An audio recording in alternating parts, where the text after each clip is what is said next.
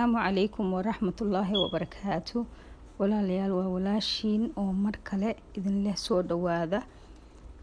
walaalayaal maanta waxaan halkii inooga sii wadayaa barnaamijkeenii ahaa sidee baan iskaga daweeyaa rheumatism ama iska daweey rheumatism. walaal maanta waxaan inoo wadaa oon rabaa inaan ka hadlo haddii ilaahay yiraahdo ironka, yani iron deficiency. videogaygii kan ka horeeyay waxaan kusoo qaatay yani vitamin B12, marka kana aad iyo aad bay isugu eegyihiin. hadduu kaasi kaa maqan yahay kana waa kaa maqan yahay, marka saa ula socda insha allah. waxaan isku dayayaana videoga insha allah inaan soo koobo oonan idinku dheeraanin. marka iron deficiency-gu waa maxay? waa dhiig yari, waa ironka oo kaa yaraada. marka muxuu dhibaato leeyahay waan rabnaa maanta halkan aan kaga hadlaynaa. marka 10 wax kaliya ayaan idiin soo diyaariyay. 10kaas aan maanta rabaa inaan ka hadlo. insha allah ciao. maxaa dhihi jiray waa wax badanaaba dadka qof waxaa laga yaabaa dadka qaarkood inaad isku aragtid, qaarna aadan isku arkinin. marka walaalayaal fadlan haddaad arrimahan isku soo aragtaan aan ka hadli doono, dhakhtarkiina u taga oo iska soo baadha, waayo dhiig la-aantu aad iyo aad bay u xun tahay. noloshaada wax badan ayay ka bedeleysaa yani oo xagga caafimaad darrada awgeed.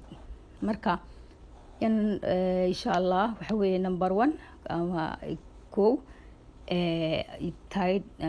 tiredness, daal iyo fatigue badan. daal badan baad isku arkaysaa, waa sidii vitamin B12 ku jira. daal tiro badan baad isku arkaysaa. number 2 waxa weeye naqaska ayaa kugu dhagaya markaad rabtid inaad neefsatid. mar walba ood neeftuuraysaa, neeftuurkaasoo aad yani rabtid inaad neeftaada yani aad sanbabada kor usoo qaadatid camal. taas waxa weeye calaamada ironka ama dhiig la-aanta.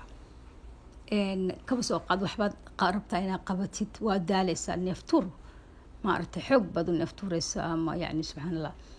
marka taasna aad bay maaragtay ay uga mid tahay calaamadaha kugu yar xagga dhiiga ka imaada, yani dhiig la-aanta.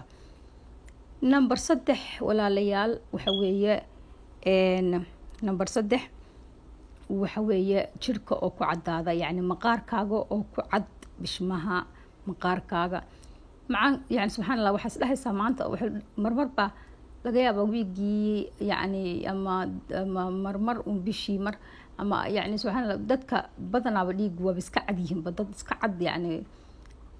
qofku markuu vitamin iyo leeyahay iron jirkiisu ka buuxdo ayuu wuxuu noqdaa qof dhiigiisu seral yahay oo degan yahay oo kalar fiican leh. laakiin qof maaragtay bishmuhu cad yihiin haddaad aragtid, ama maqaarkiisu iska cad yahay, adoo kaa taalaba waxaa lagu leeyahay maaragtay maanta waad dhalaalaysaa. laakiin ogaada taasina maaha tii qurxinta kama hadlayno, waa ta dhiig la-aanta weeye. taasina saas ula socda. tan afraad waxa weeye cidiyaha oo ku jajabaa, cidiya jajab. cidiyuhu ama cidiyaha dhexdooda ku cadcad baad arkaysaa. marka cidiyaha xataa haddaad iska jajabtid intaadan jarinba yani wayba ku cidiyahaaga waaba iska burburayaanba. marka ogaaw taasina inay tahay cidiya burburku caafimaad darro ka timaada xagga dhiig la-aanta inay tahay. la soco.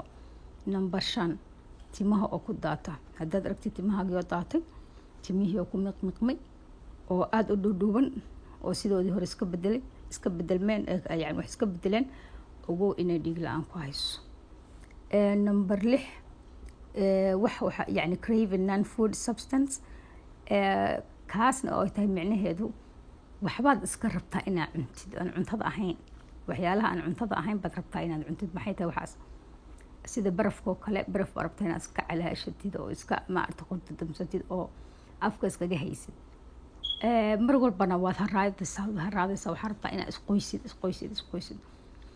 marka yani qof dadka uur kale taas way ku dhacdaa, laakiin waa ironka oo kaa yar. taasina waxyaala oo waxaad iska crave garaynaysaa ama iska rabaysaa, iska jeclaanaysaa. kaba soo qaad dad baa waxaa laga yaabaa maaragta haddii wadankii jooga dad baa dhuxusha iska cunaa, dad baa dhagax, ciid, something waxaa cravingkaas waxa weeye ogaada in hadday taas arrintaa kugu dhacdo adoon uur lahayn ogow waa dhiig la-aan weeye. 7 waxa weeye qabow joogta ah. hadday yacni xilliga winterka tahay qabowga iyo xilliga summer timeka hadday tahay waxaad ogaataa qabow yacni mar walba wuu ku affecti garaynaya, mar walba wuu ku haynaya qabowga. iskaalso unbaad rabtaa inaad mar walba 24 hours lagu kugu jiraan. taasina ogow inay tahay ironka oo ka yar, iron deficiency. tan 8 madax xanuun. marka waxay iskaga mid yihiin vitamin B12 madax xanuun oo ku haya mar walbaba. taasina waxa weeye waa iron deficiency. ironka waa yacni dhiig oo kugu yar oo saa'id kaaga yar weliba. tan 9 depressionka marka vitamin B12 fideogii ka horeeyay markaan kasoo hadlaynay stress buu ahaa kaasi, dadka stresska ku dhaco. laakiin kan waa depression, wuu kasii xun yahay stress. marka depressionkan yacni aada buu khatar u yahay oo sometimes mararka qaarkood dadka wuxuuba dhigaaba gurigu dhex fadhiisiyaa, ma rabaan inay bannaan u baxaan ama ay wax samaystaan. yacni subxaan allah, isolation buu kugu sameynayaa. marka walaalayaal taasna ogaada, depressionkaas waa dhiig, waa ironka oo kugu yar. yacni wixii depressionku yacni aada buu u weyn yahay. ilaahay waxaan ka baryayaa dadka qabanayna ilaahay ka daweeyo. marka kaasna ogow waa iron deficiency, dhiig oo kugu yar. number 7 waxa weeye lugaha oo ma aragtay restless leg syndrome wax la yiraahdo. lugaha ayaa ku kululaanaya.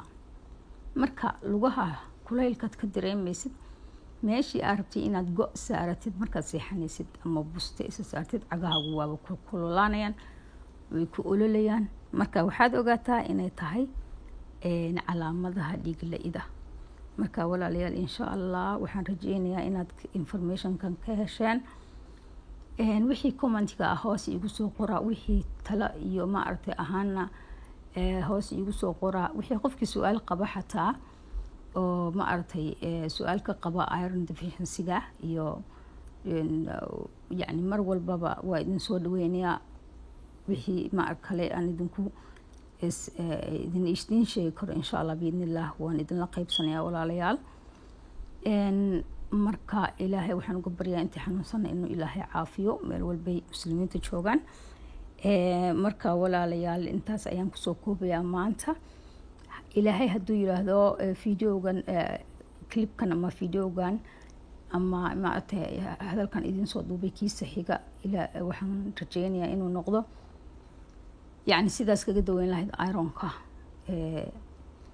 marka insha allah biidnillah saasaan rajeynaya ilaahay hadduu yiraahdo yacni waxyaalihii dawooyinka noocaad isticmaali lahayd ama khudaar isku yacni khudaar oo vitamins-ka caadiga waxyaalaha aynu cunno everyday oo la isku daweeyo. marka insha allah biidnillah taasna waan idin soo gudbin doonaa ilaahay hadduu yiraahdo. marka walaalayaal aad baad mahadsantihiin. haddii aad nagu cusub tahay subscribe to our channelkeena subscribe noo saar adoo mahadsan. like-na insha allah nagu qabo adoo mahadsan sidoo kale.